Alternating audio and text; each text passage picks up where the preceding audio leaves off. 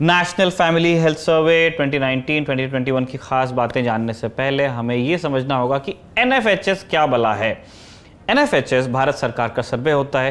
क्योंकि मामला स्वास्थ्य से जुड़ा हुआ है, इसीलिए सारा काम केंद्रीय स्वास्थ्य एवं परिवार कल्याण मंत्रालय की देखरेख में होता है। एक परिवार में लोगों के स्वास्थ्य को जितने कारक प्रभावित कर सकते हैं, उन सबको एनएफएचएस में दर्ज किया जाता है। वो सारी जानकारी भी ली जाती है जिसके आधार पर लोग स्वास्थ्य की मौजूदा स्थिति को समझा जा सकता है और सुधार के लिए कदम उठाए जा सकते हैं। इसीलिए एनएफएचएस का विस्तार बहुत बड़ा होता है। इसमें पोषण, शिक्षा, विकलांगता, शौचालय तक पहुंच, जन्म, मृत्यु पंजीकरण, यौन स्वास्थ्य पर दर्जनों तरह की जानकारी ली जाती है। एनएफएचएस हर बार हर टेन्योर 1, 2, 3, 4, 5 अलग अलग कारकों को कंसिडर करता है, अलग अलग रिपोर्ट्स पेश करता है। अगले सवाल पे चलते हैं कि एनएफएचएस कौन सी एजेंसी बनाती है। भारत सरकार कई और तरह से भी लोगों की जानकारी को इकट्ठा करती है। अब जानते ही हैं, मिसाल के लिए कस्बों में आशा कार्यकर्ता भी महिलाओं एवं नवजात बच्चों पर रजिस्टर्स मेंटेन करती हैं। दूसरे कई तरह के सर्वे करवाने के लिए भारत सरकार में एक पूरी मिनिस्ट्री ही है, ministry of statistics and programme implementation नाम से। National sample survey office NSSO इसी मंत्रालय के तहत आता है। लेकिन एनएफएचएस के तहत जितनी व्यापक और बारीक जानकारी स्वास्थ्य के मामले में इकट्ठा की जाती है, वो किसी दूसरे सर्वे में नहीं होती। इसीलिए स्वास्थ्य मंत्रालय ने काम international institute for population sciences Mumbai से कराने की ठानी, उसी ने करवाया भी। IIPS में 1956 से जनसांख्यिकी यानी डेमोग्राफी जैसे विषयों पर काम होता आ रहा है, इसीलिए वो सब्जेक्ट एक्सपर्ट माने जाते हैं इस तरह की चीजों में। 1992-93 से लेकर 2021 तक 4 बार एनएफएचएस सर्वे हुआ। मार्च 2022 में एनएफएचएस 5 की रिपोर्ट आ गई। खास बात यह है कि एनएफएचएस न सिर्फ राष्ट्रीय और राज्यवार बल्कि जिला स्तर तक पैटर्न की पहचान करता है। पूरे देश में एनएफएचएस जो 5 हुआ है उसमें 1,01,839 पुरुषों से बात की गई है, 7,24,115 महिलाओं से बात की गई है। कुल इसका होता है 8,25,954 सैंपल साइज है ये। कुल घर इसमें इंक्लूड किए गए थे 6,36,699। दूसरे सभी सर्वेस की तरह एनएफएचएस के लिए भी एक क्वेश्चनेयर बनाया जाता है, प्रश्नोत्तरी।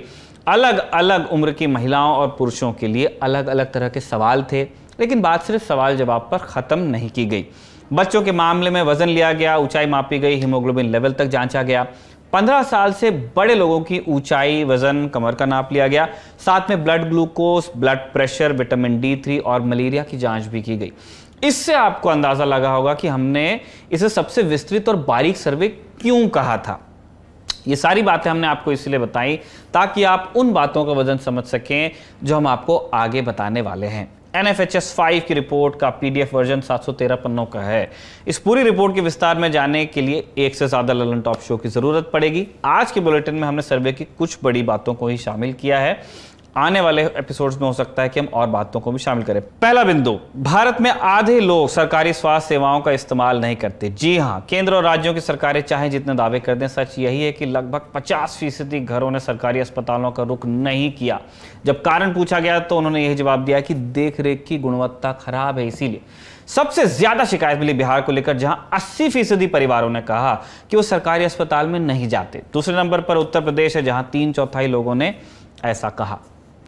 दूसरा बिंदु, भारत में नारी सम्मान का टॉपिक अगर छेड़ दिया जाए तो तुरंत कोई भी निबंध लिख देता है। माँ, माता, देवी आदि कहते हैं, हम मानते भी हैं। अपमान पर मारकाट हो जाती है। लेकिन कितने लोग अपने यहाँ बेटियां चाहते हैं? जवाब एनएफएचएस 5 में है। मेघालय को छोड़कर पूरे भारत में बेटियों से ज्यादा बेटों की चाहत है। बस एक फेसएवर है कि बड़ी संख्या में भारतीय ऐसा मानते हैं कि एक आदर्श घर में एक बेटी कम से कम होनी चाहिए।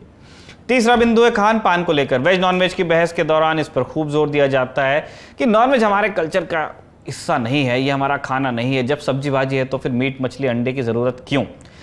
लेकिन डेटा कुछ और कहता है। एनएफएचएस 5 बताता है कि पहले से ज्यादा लोग नॉनवेज खा रहे हैं या मांसाहार कर रहे हैं। 2015-16 में 21% पुरुषों ने कहा था कि उन्होंने कभी मछली, चिकन या मीट नहीं खाया। 2019-21 के बीच ये संख्या गिरकर 16.6% पे आ गई। 83.4% पुरुष और 70.7% महिलाएं मांसाहार करते हैं भारत में। पिछले सर्वे में यह संख्या क्रमशः 78.4% और 70% थी पुरुषों और महिलाओं के मामले में। पोषण के बाद आते हैं खून की कमी पर। एनएफएचएस 5 बता रहा है कि पहले से ज्यादा भारतीय एनीमिक हैं। 6 से 59 महीने यानी 5 साल तक के 67% बच्चे भारत में एनीमिक हैं। कच्ची भाषा में जिसको खून की कमी कहते हैं, हीमोग्लोबिन की कमी होना खून में। पिछले सर्वे में यह संख्या थी 58.6%। पहले 53% महिलाएं एनीमिक थी, अब 57% हैं। पुरुषों में भी यह प्रतिशत 23 से बढ़ के 25 हो गया है। अब आते हैं एक ऐसे विषय पर जिस पर पहले किसी ने ध्यान नहीं दिया था, लेकिन अब वो हो गया है विवादित और अच्छा खासा विवाद हो रहा है। भारत में जन्म एवं मृत्यु पंजीकरण को लेकर बीते दशकों में जागरूकता तेजी से बढ़ी। लोग प्रमाण पत्र बनवाते हैं। सरकार का दावा भी है कि भारत सरकार लगभग सारी मौतों को अपने रिकॉर्ड में दर्ज करती है, सारे जन्म को रिकॉर्ड करती है। बावजूद इसके कोरोना महामारी को लेकर मृतकों के आंकड़े को लेकर खींचतान हुई अभी भी चल रही है। यह नहीं होता अगर भारत सरकार का एक प्लान सफल हो जाता। सरकार दरअसल चाहती थी कि 2020 तक Bharat universal civil registration achieve कर ले, मतलब हर जन्म और हर मृत्यु अनिवार्यतः सरकारी रिकॉर्ड में दर्ज हो, लेकिन ऐसा हुआ नहीं। बिहार में अब भी सिर्फ 37% के करीब मौतें रजिस्टर हो रही हैं। नागालैंड और मणिपुर में भी यह संख्या 50% से कम है, जबकि त्रिपुरा और मिजोरम जैसे सूबों में 80 से 90% तक मौतें रजिस्टर हो रही हैं। एक अच्छी बात जरूर है कि ज्यादातर बड़े सूबों में डेथ रजिस्ट्रेशन सुधरा है और गुजरात, हिमाचल और केरल जैसे सूबों में 90% से ज्यादा मौतें रजिस्टर हो रही हैं। आने वाले दिनों में हम NFHS के सर्वे को और स्टडी करेंगे, उसमें से और नुआंसेस निकाल के आपके साथ में डिस्कस करेंगे। आज के एपिसोड में बिल्कुल सुधार की गुंजाइश है, लेकिन आपने सुन करके समझा होगा इस बात को कि कितने ज़रूरी मुद्दे हैं हमारे देश में जिस पर बात होनी चाहिए। हम कुछ कहें, आप कुछ रिएक्ट करें, एक संवाद हो, लेकिन हम किस तरह की चीज़ों में अपना वक्त खपा रहे हैं इन दिनों, इस पर आपको सोचना चाहिए।